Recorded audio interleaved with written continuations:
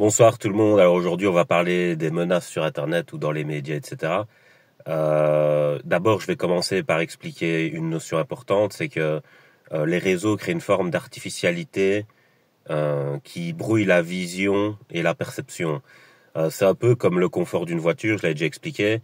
Ça te fait oublier que tu es lancé à une vitesse très rapide et que dans les équations des forces, la vitesse augmente la puissance d'impact et on le sait. Donc, en fait, tu n'imagines pas les dégâts qui peuvent être causés parce que le confort de la voiture te les fait oublier.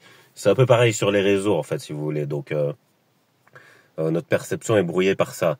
Sauf si on connaît la loi physique, entre guillemets, comme je viens de l'expliquer. Donc, on démarre par ça. Alors ensuite, euh, ce qui est très dur à distinguer, c'est la forme égalitaire qu'il y a dans les interactions. C'est-à-dire que, par exemple, si vous vous lancez sur un réseau, les gens en face, pour vous, c'est des anonymes, tu vois. Donc, c'est un peu égal, tu vois. Tu sais pas que A n'est pas B, que B n'est pas C, que C n'est pas D, tu vois. Et c'est là où on en vient à un très gros problème, c'est que, voilà, et les gens sont très différents dans la vraie vie. Et puis, t'as des gens, c'est des vrais trolls dans le sens où ils mettent n'importe quoi sur Internet, mais dans la vraie vie, ils ont zéro moyen, tu vois.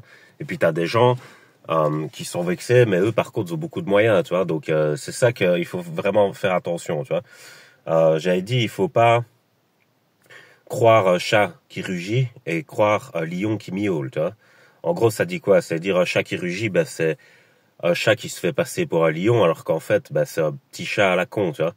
Et je dis par contre, tu peux avoir un lion qui se fait passer pour un chat parce que il préfère rester discret, pas qu'on l'emmerde, mais par contre, si on l'emmerde, tu vois, là, ça devient compliqué, tu vois. Et en fait, il y a différentes personnes comme ça dans les interactions.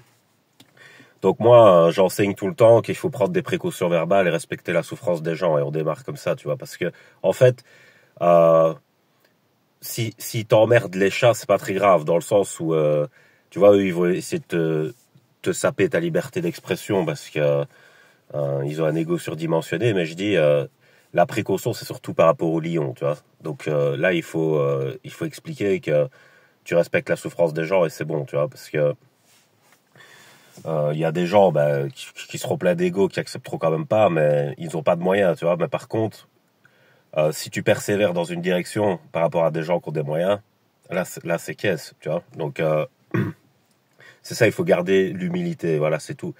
Donc c'est important de dire ça parce que euh, il y a des degrés différents dans la vie, tu vois. C'est comme amateur et professionnel, tu vois. T'as des gens, ils sont super amateurs parce qu'ils font un truc une fois tous les 10 ans et c'est pour s'amuser. Et puis t'as des gens, c'est un travail acharné, passionné pour eux, donc ils sont hyper professionnels, ils rigolent pas, tu vois. Donc je dis, faut pas confondre les deux, et c'est très important de respecter les professionnels, on va dire. Donc voilà, je vais laisser sur ça, passer une bonne soirée.